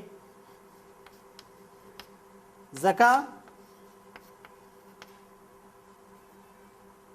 صوم، حج، وہ کہ 5 پلر سے، پہلا پلر، یہ دوسرا پلر، یہ تیسرا پلر، یہ چوتھا، یہ پانچواں، 5 ستون ہیں اس گھر کے یا اس منزل کے 5 ستون ہیں، 5 ستونوں کو 5 نام دیے گئے، کلمہ شہادت لا الہ الا اللہ محمد الرسول اللہ، اس کے بعد 5 وقت کی نماز پڑھ رہا ہے، اس کے بعد زکوٰۃ دے رہا ہے، اپنے مال سے زکوٰۃ نکال رہا ہے، اور صوم یعنی رمضان کے روزے رکھ رہا ہے، اور اللہ تعالیٰ نے مال سے نوازا ہے تو حج کو جا رہا ہے، جیسا کہ پیارے نبی صلی اللہ علیہ وسلم نے ارشاد فرمایا الاسلام ان تشهد ان لا الہ الا اللہ وان محمد رسول اللہ وان تقیم الصلاة وتؤتی الزکاة وتصوم رمضان وتحج البیت ان استطعت الیہ سبیلا۔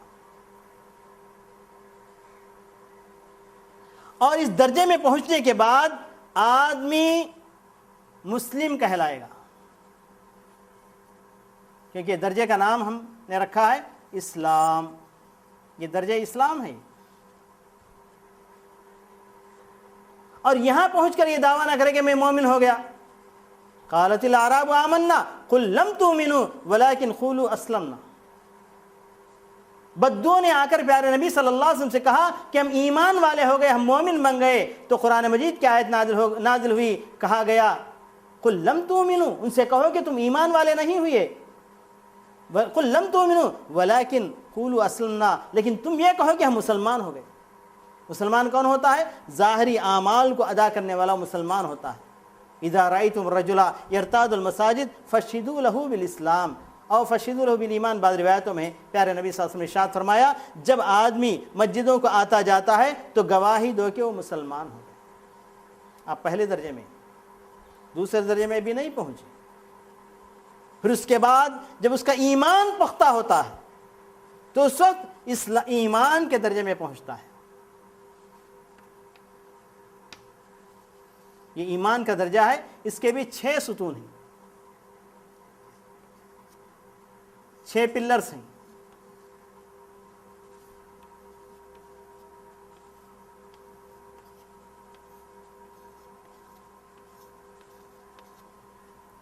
پہلا پلر اللہ پر ایمان رکھنا،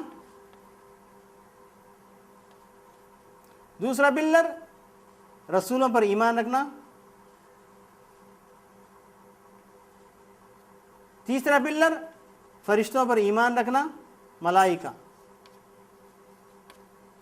چوتھا پلر کتابوں پر ایمان رکھنا، پانچواں پلر قیامت کا دن پر ایمان رکھنا، اور چھٹا پلر تقدیر کے بھلے اور برے ہونے پر ایمان رکھنا۔ جب ایمان پختہ ہوتا ہے تو مسلمان یہاں پہنچتا ہے، اس وقت اس کا نام رکھا جائے گا مومن۔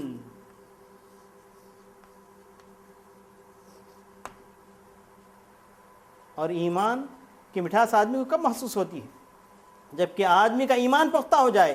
پیارے نبی صلی اللہ علیہ وسلم نے ارشاد فرمایا ذاق طعم الایمان من رضی باللہ ربا وبالاسلام دینا وبمحمد نبیا ورسولا۔ پیارے نبی صلی اللہ علیہ وسلم نے ارشاد فرمایا اس شخص کو ایمان کا مزہ آ گیا، ایمان کی مٹھاس اس نے محسوس کی، جو اللہ کو اپنے رب ہونے کے ناطے راضی کر لیا، رسول کو اپنے نبی ہونے کے ناطے راضی کر لیا محمد صلی اللہ علیہ وسلم کو، اور دین اسلام کو اپنا دین ہونے کے ناطے راضی برضا ہو گیا، تو ایمان کے درجے پر پہنچ گیا۔ جب وہ جو بھی عمل کرے گا اس کو مٹھاس محسوس ہوگی اور چستی اپنے اندر پائے گا اور مزہ آئے گا۔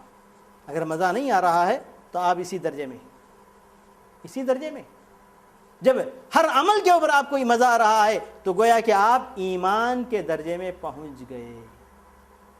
اسی لیے منافقین یہ عمل تو کرتے ہیں لیکن ان کو مزہ نہیں آتا۔ وَلَا يَأْتُونَ الصَّلَاةَ إِلَّا وَهُمْ كُسَالَىٰ، نماز کو جب آتے ہیں تو بڑے سست ہو کر آتے ہیں۔ وَلَا يَذْكُرُونَ اللَّهَ إِلَّا قَلِيلًا، نماز کے اندر اللہ کا ذکر کرتے ہیں تو بہت کم ذکر کرتے ہیں۔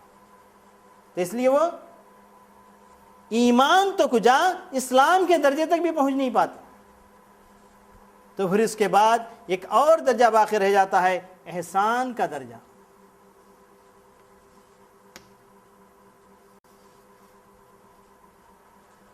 اس احسان کے درجے میں جانے کے بعد مومن ایک کامل بنتا ہے۔ اس کے 2 رکن ہیں۔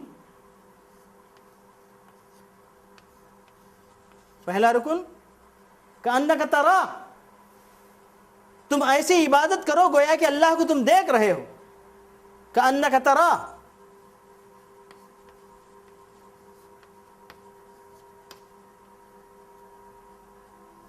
اگر یہ کیفیت تم اپنے اندر پیدا نہ کر سکو تو دوسری کیفیت ہے فإنہ یراک، وہ تو تم کو دیکھ رہا ہے۔ اور یہ ہے دین اسلام کا ڈھانچہ، اور یہ ہے دین اسلام کے درجات۔ اس کے اوپر پورے طور پر عمل کرنے کے بعد جب اس درجے میں آدمی پہنچ جاتا ہے تو اللہ کا دوست بن جاتا ہے۔ لا یزال العبد یتقرب الی بالنوافل، بندہ برابر نوافل کرتے کرتے میرے قریب پہنچتا ہے۔ حتی اکون سمعہ الذی یسمع بہ وبصرہ الذی یبصر بہ ویدہ التی یبطش بہا ورجلہ التی یمشی بہا، بندہ میرے قریب ہو جاتا ہے یہاں تک کہ میں اس کے کان بن جاتا ہوں جس سے وہ سنتا ہے، میں اس کے آنکھ بن جاتا ہوں جس سے وہ دیکھتا ہے، میں اس کا ہاتھ بن جاتا ہوں جس سے وہ پکڑتا ہے، میں اس کے پیر بن جاتا ہوں جس سے چلتا ہے۔ کیا مطلب؟ بندہ اس درجے میں پہنچنے کے بعد اپنے کان سے وہی چیز سنے گا جس کے سننے کی اللہ تعالیٰ نے اجازت دے رکھی، اپنے آنکھ سے وہی چیز دیکھے گا جس کو دیکھنے کی اللہ تعالیٰ نے اجازت دے رکھی، اپنے ہاتھ میں وہی چیز پکڑے گا جس کے پکڑنے کی اللہ تعالیٰ نے اجازت دے رکھی ہے، اور اپنے پیر سے اسی کام کی طرف جائے گا جس طرف جانے کی اللہ تعالیٰ نے اجازت دی ہے۔ اور اس درجے میں آدمی پہنچ گیا، وَلَئِن سَأَلَنِي لَأُوتِيَنَّهُ، اس درجے میں پہنچ کر بندے سے اللہ سے مانگتا ہے تو اللہ تعالیٰ کہتا ہے کہ میں ضرور دوں گا۔ وَإِنِ اسْتَعَاذَنِي، اگر وہ پناہ چاہتا ہے تو میں ضرور اس کو پناہ دیتا ہوں۔ آج مسلمانوں کی شکایت ہے کہ اللہ تعالیٰ ہماری مدد نہیں کر رہا ہے، ہم مارے جا رہے ہیں، پیٹے جا رہے ہیں، ہماری دعائیں مقبول نہیں۔ مقبول کیسے ہوں گی؟ آپ اس درجے میں پہنچے ہی نہیں، آپ اسی درجے میں، آپ اس درجے میں پہنچ کر دیکھیے، مزہ آئے گا۔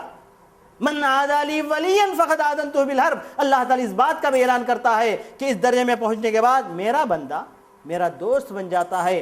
ایسے بندے کو کوئی دشمن اگر ستائے تو میں اس کے خلاف جنگ کا اعلان کرتا ہوں، جنگ کا اعلان کرتا ہوں۔ تو تقصیر ہماری طرف سے، ہم تو مائل بکرم ہیں، کوئی سائل ہی نہیں۔ اللہ تبارک آپ کو درجات دینا چاہتا ہے، مانگنے کے لیے کہہ رہا ہے، محنت کرنے کے لیے کہہ رہا ہے، آپ محنت نہیں کر رہے ہیں اور سمجھ رہے ہیں کہ اللہ تعالیٰ ہمیں بچا لے گا اور ہمیں نوازے گا۔ کیسے نوازے گا؟ آپ تو اس درجے پر پہنچے ہی نہیں۔ تو جیسے یہ زمانہ مسابقت کا زمانہ ہے، یہ زمانہ کمپٹیشن کا زمانہ ہے، اور ہر چیز کے اندر کمپٹیشن ہے، یہاں تک کہ عریانیت کے بھی اندر بھی کمپٹیشن ہو رہی ہے، ننگے پن میں بھی کمپٹیشن ہو رہی ہے، ہر معاملے میں کمپٹیشن ہے۔ تو دین کے اندر ایک بندہ کمپٹیشن کیوں نہیں کرے؟ ارے بھائی، ہم اسلام کے درجے میں ہی چلو تگ دو کریں گے اور آگے بڑھ کر ایمان کے درجے میں پہنچ جائیں گے اور آگے بڑھیں گے، اور جا کر ہم یعنی احسان کے درجے میں پہنچ جائیں گے۔ اللہ تبارک تعالیٰ بھی کہتا ہے فَلْيَتَنَافَسِ الْمُتَنَافِسُونَ، اگر تمہیں مسابقہ کرنا ہے، کمپٹیشن کرنا ہے تو اللہ کے اس دین کے اندر کمپٹیشن کرو۔ ساریو الی مغفرۃ من ربکم وجنۃ عرضھا السماوات والارض، تم بھاگو دوڑو مقابلہ کرو اور جاؤ اللہ کی مغفرت کی طرف، جاؤ اللہ تعالیٰ کی جنت کی طرف، جس کی وسعتوں کا عالم یہ ہے کہ آسمان و زمین کچھ بھی نہیں اس کے سامنے۔ تو میرے دوستوں اور بھائیوں، اس طریقے سے اسی کو حدیث جبرائیل کہا جاتا ہے۔ پیارے نبی صلی اللہ علیہ وسلم کے پاس حضرت جبرائیل علیہ السلام آئے،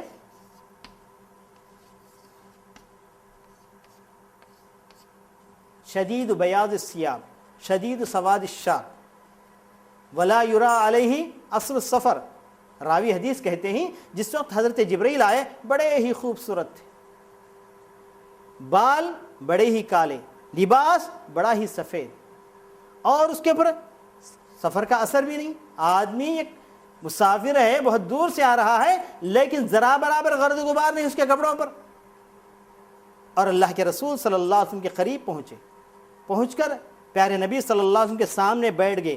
فاسند رکبتیہ الی رکبتیہ فوضع کفیہ علی فخذیہ، کیفیت یہ بتاتے ہیں راوی حدیث کہ پیارے نبی صلی اللہ علیہ وسلم کے قریب حضرت جبرائیل علیہ السلام پہنچ گئے اور اپنے ہاتھوں کو پیارے نبی صلی اللہ علیہ وسلم کے رانوں پر رکھ دیا۔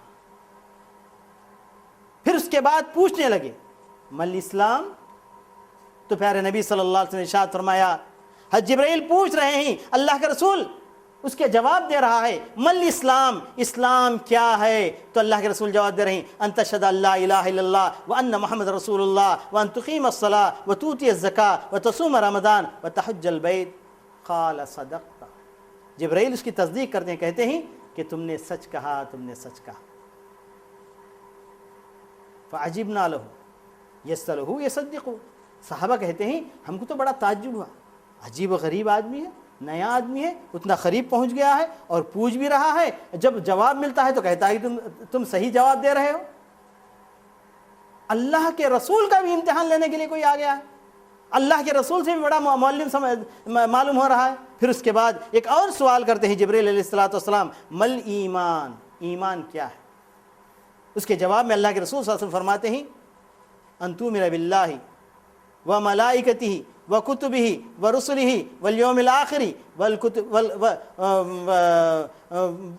والقدر خیرہ وشرہ، تمہارا ایمان لانا اللہ پر، فرشتوں پر، اللہ کے رسولوں پر، اللہ کے فرشتوں پر، اللہ کی کتابوں پر، اللہ کے رسولوں پر، قیامت کے دن پر، اور تقدیر کے بھلے اور برے ہونے پر۔ یعنی حضرت جبرائیل پوچھتے ہیں کہ مل ایمان، ایمان کیا ہے؟ تو اللہ کے رسول جواب کے اندر ان تمام باتوں کا ذکر کرتے ہیں۔ تو حضرت جبرائیل کہتے ہیں صدقتا، تم نے سچ کہا۔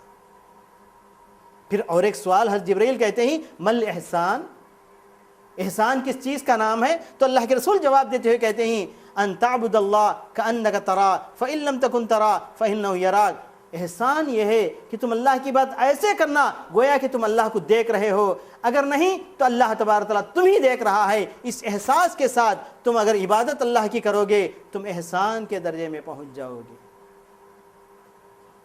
یہ ہے اللہ کا دین، یہ ہے اللہ تبارک و تعالیٰ کے دین کے درجات، کہ آدمی اس دنیا کے اندر رہے تو پہلے کلمہ طیبہ لا الہ الا اللہ کیا ہے، محمد رسول اللہ کیا ہے، اس کے معنی اچھی طرح سے سمجھے، وہ ہمارے لیے دروازہ ہے، اس کے اندر داخل ہو۔ داخل ہونے سے پہلے سمجھ جائیں کہ توحید کیا ہے، شرک کیا ہے، سنت کیا ہے، بدعت کیا ہے، پھر اس کے بعد قدم رکھیں۔ تو اگر اس درجے میں اگر ہم ہیں تو کوشش کر کے، محنت کر کے اس درجے میں پہنچنے کی کوشش کریں۔ اگر اس درجے میں آپ ہیں تو اور بھی محنت کریں اور بھی کوشش کریں، اس درجے میں پہنچنے کی کوشش کریں۔ اس کے بعد پھر دیکھیے کہ عبادتوں کے اندر مزہ آئے گا، آپ کے اللہ تبارک تعالیٰ حفاظت فرمائے گا، آپ کی مرادوں کو اللہ تبارک تعالیٰ پوری کرے گا، آپ کی جو دعائیں ہیں، جو امت کے بارے میں دعا کر رہے ہیں وہ دعاؤں کو پوری کرے گا۔ ذرا سا تصور کر کے دیکھیں، ساری دنیا کے لوگ اس سبق کو سیکھ جائے، توحید کے اور اس عقیدے کے اس سبق کو سیکھ جائے، پورے طور پر اسلام کے اندر داخل ہو جائے۔ اسی لیے اللہ تبارک تعالیٰ کہتا ہے یا ایھا الذین آمنوا ادخلوا فی السلم کافہ، اے ایمان والو اسلام کے اندر پورے کے پورے داخل ہو جاؤ،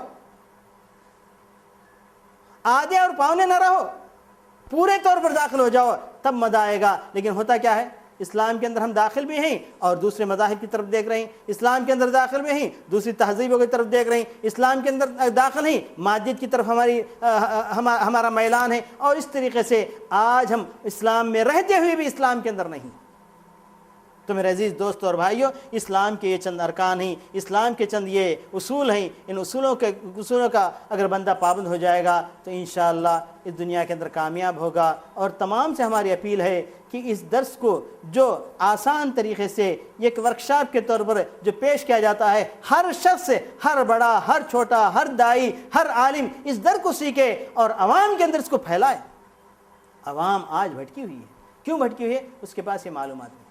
ان معلومات نہ ہونے کا نتیجہ ہے آج کوئی جا کر قبروں پر سجدہ کر رہا ہے، آج کوئی جا کر مزاروں کے اوپر سجدہ کر رہا ہے، آج کوئی جا کر بتوں کے سامنے اپنا ہاتھ جوڑ رہا ہے، آج کوئی جا کر دین اسلام چھوڑ کر چرچوں کے اندر داخل ہو کر وہاں پر دعائیں کروا رہا ہے۔ پتہ نہیں دنیا کے اندر کیا کیا ہو رہا ہے۔